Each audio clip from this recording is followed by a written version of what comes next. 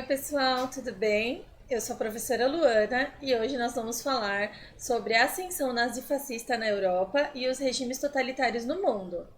Vamos lá? Vamos começar então pela habilidade, que é a habilidade 13 de História do Nono Ano, que é descrever e contextualizar os processos da emergência do fascismo e do nazismo, a consolidação dos estados totalitários, suas percepções e práticas de extermínio, como o Holocausto. Vamos começar então falando sobre os regimes totalitários. Essa ideia de regime totalitário, ela surgiu na metade do século XX, relacionado à crise econômica que aconteceu depois da Primeira Guerra Mundial e também com o surgimento dos países comunistas. A ideia de um regime totalitário nada mais é do que um governo autoritário. E aí nós vamos ver algumas características desse tipo de governo. A primeira característica mais importante é o controle absoluto da nação. Então, o líder, né, que é o que domina o governo, o Estado, ele acaba controlando toda a nação, todos os setores da sociedade e também a população. Também ele acaba com todos os partidos políticos, não só os de oposição, né, mas qualquer outro que surgir. O partido do líder é único. Bom, eles também pregam o militarismo da sociedade, ou seja, uma sociedade totalmente militarizada, onde se desenvolvem muitas armas e onde tem também muitos soldados. Bom, eles também desenvolvem uma propaganda ideológica em torno desse líder. Geralmente é um líder que é capaz de mudar toda a nação, né, de trazer glória, de trazer poder, de solucionar os problemas que aquela sociedade está passando. Então tem toda uma propaganda para convencer a população que essa forma de regime e esse líder autoritário é a melhor opção. Também temos a censura, que é uma forma de controlar, né, essa propaganda. Então a imprensa é totalmente controlada por esse líder. E também tem o terror. Como é um país militarizado, acaba existindo então uma forte violência a quem é opositor a esse governo. Tá bom?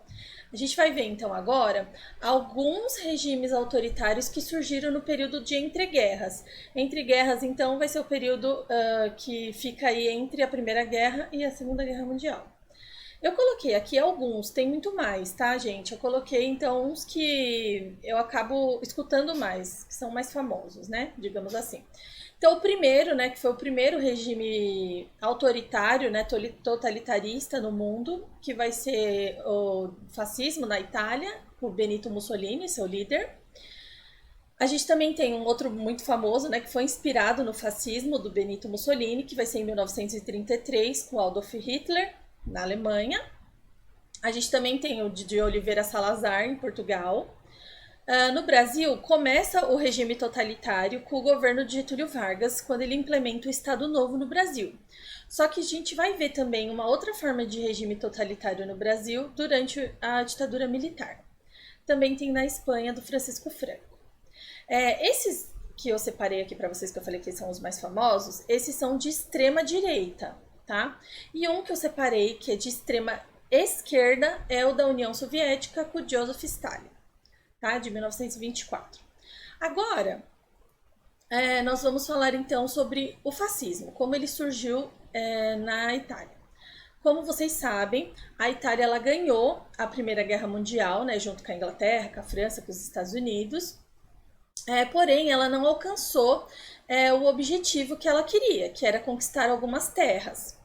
E esses territórios que não foram conquistados deixou os italianos insatisfeitos com o resultado da Primeira Guerra Mundial.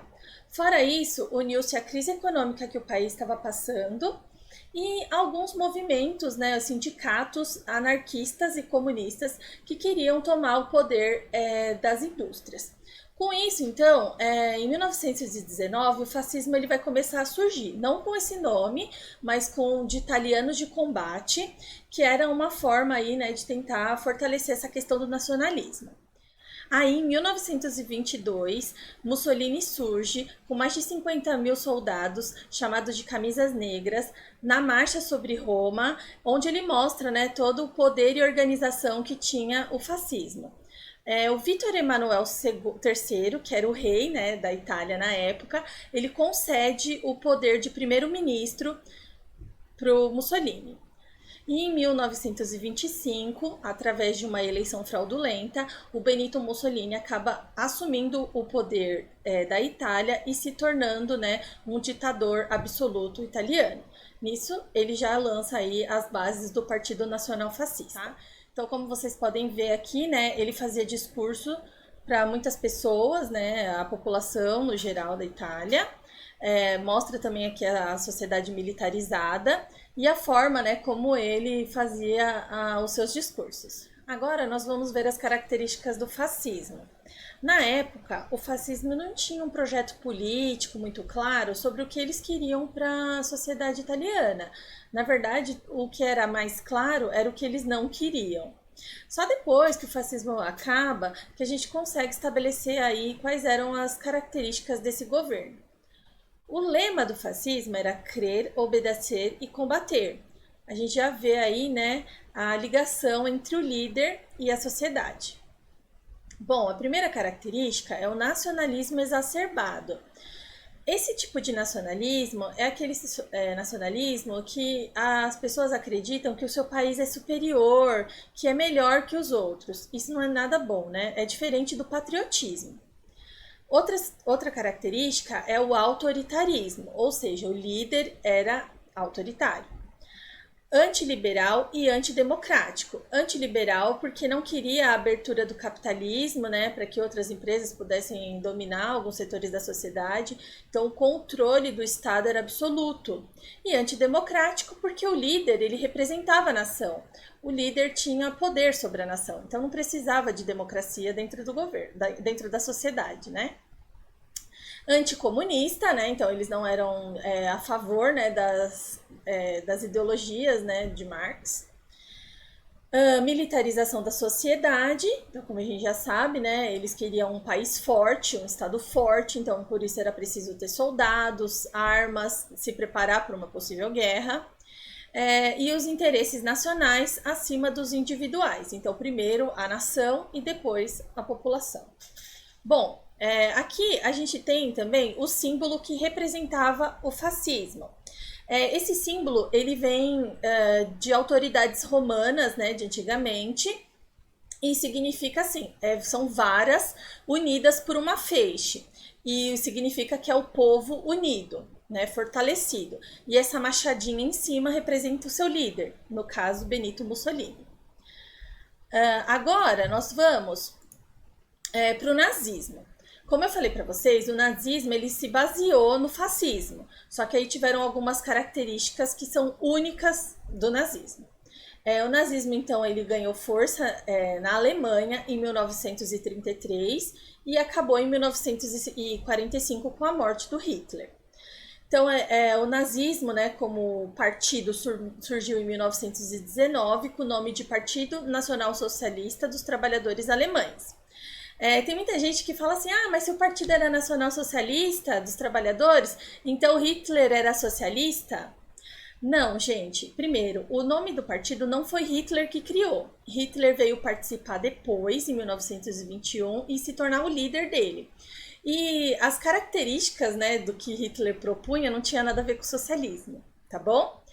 Então, como eu falei, em 1921, o Hitler assume o poder desse partido e vai ganhar, né, uma visibilidade maior dentro da sociedade, justamente porque o Hitler ele falava muito bem, ele conseguia conquistar as pessoas pela sua retórica, ou seja, pela forma como ele falava.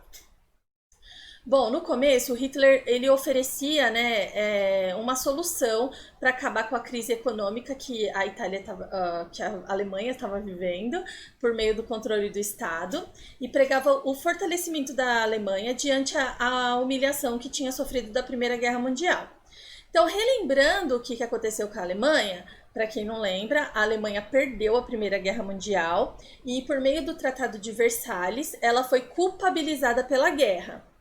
Então, ela teve que pagar indenizações aos países vencedores, perdeu uma parte dos seus territórios, foi desmilitarizada. Então, na época, o Hitler falava que a Alemanha foi humilhada, né? Que ela tinha que reconquistar o orgulho de uma nação.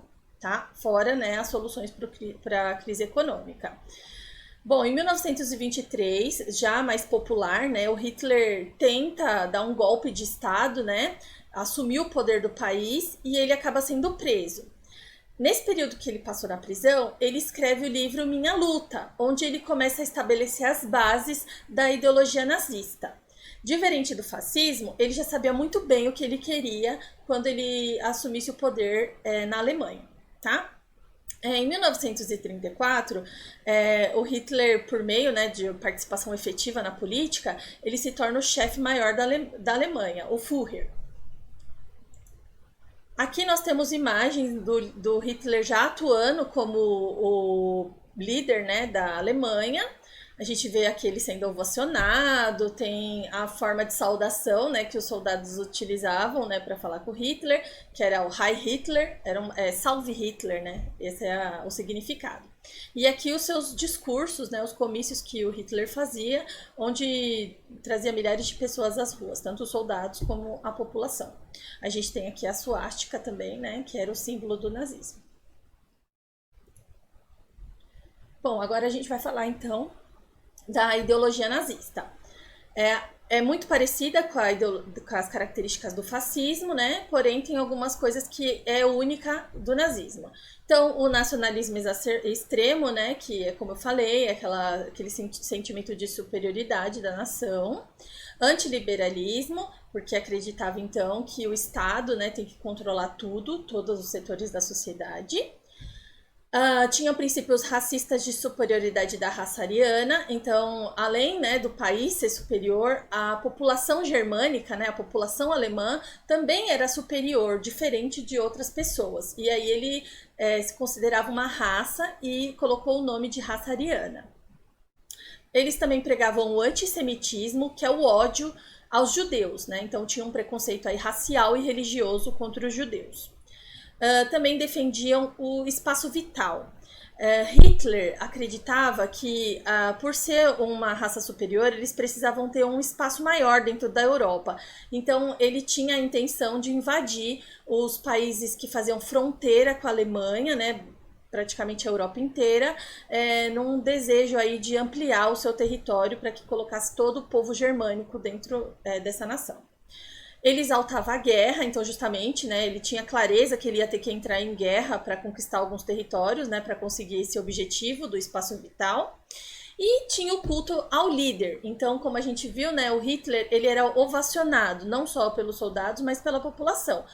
Ele fazia de tudo, né, a fala dele direcionava a população a acreditar que ele realmente era o único salvador da pátria, ele era o único capaz de trazer orgulho novamente para a Alemanha. Aqui nós temos a suástica, né, que era o símbolo, né, do nazismo. Esse símbolo, ele representa religiões, né, civilizações antigas, não foi criado especificamente para o nazismo, mas ele deu uma conotação diferente da que já existia, né? Então, o significado para o nazismo, da suástica, era o orgulho nacional e o ódio aos judeus. Bom, aí a gente vai então, falando do ódio aos judeus, a gente entra na questão do Holocausto, que foi uma das coisas que marcaram a Segunda Guerra Mundial. Então, no projeto do Hitler, né, de antissemitismo, de ódio aos judeus, ele acreditava que os judeus eram uma raça fraca, inferior e que precisava ser eliminada. Então, Holocausto significa a morte de muitos judeus, né? Esse genocídio ele foi cometido durante a Segunda Guerra Mundial, como eu falei, e vitimizou mais de 6 milhões de pessoas. Eram, em sua maioria, os judeus, mas também outros grupos de pessoas que ele também abominava, que eram os ciganos, os homossexuais, testemunhas de Jeová, deficientes físicos, mentais e os seus opositores políticos. O ódio criado pelos judeus vinha de uma questão religiosa, territorial e racial. Ele culpava os judeus por todos os males da sociedade. Eu não vou entrar muito nesse critério, mas eu vou explicar rapidamente cada um, tá? A questão religiosa é porque os judeus, eles acreditavam que o Filho de Deus ainda está por vir, né? E que Jesus foi só um profeta, como outros que já vieram na Terra. A questão territorial é porque os judeus não tinham, na época, um Estado-nação, né? Então, os judeus eles estavam separados em toda a Europa, né? Tinha um pouco de judeus em cada país. E a questão racial, como eu falei, é porque eles achavam que os judeus eram uma raça inferior, que não deveria se misturar com outras raças, enfim. Era realmente um preconceito, né, descabido. Bom, quando a guerra começou, os judeus foram levados para guetos. Guetos eram bairros, né, que eram específicos para os judeus. Eles tinham que usar também uma tarja nos seus braços de uma estrela de Davi, o que ficava fácil para identificar quem era judeu na época. Esses guetos, né, muitos historiadores também dizem que eram verdadeiras prisões, porque eles não podiam sair de lá.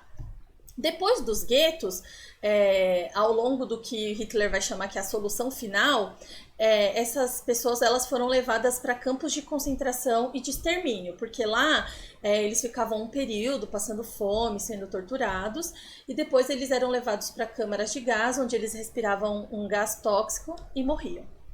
Bom, o maior gueto, o maior bairro, né, que abrigou os judeus foi o de Varsóvia, na Polônia, e também na Polônia foi o maior campo de concentração chamado Auschwitz. Aqui, pessoal, eu coloquei algumas imagens, né, sobre o período, né, do Holocausto. Então aqui a gente vê eles nos campos de concentração, ali até uma imagem mais forte, né, dos judeus mortos já amontoados, né, porque eles não tinham consideração nenhuma por eles. E foi o momento aí, né, que mais chocou a humanidade, né? Durante o período da Segunda Guerra Mundial, poucos sabiam das atrocidades que Hitler fazia. E só foi no final, né, da guerra, já quando Hitler morreu, que os Estados Unidos, a União Soviética, acabou adentrando a Alemanha e começaram a perceber, né, todo esse projeto de massacre dos judeus. Tá bom? Pessoal, é isso. Eu espero que tenha ficado claro, né, quais são as características do fascismo, do nazismo, dos governos totalitários, né, que existiram. Tem uma atividade para vocês no roteiro de atividade sobre o fascismo e nazismo. Eles são base, né, para que a gente possa entender a Segunda Guerra Mundial. Tá bom? Eu fico por aqui. Um beijo para vocês e até mais.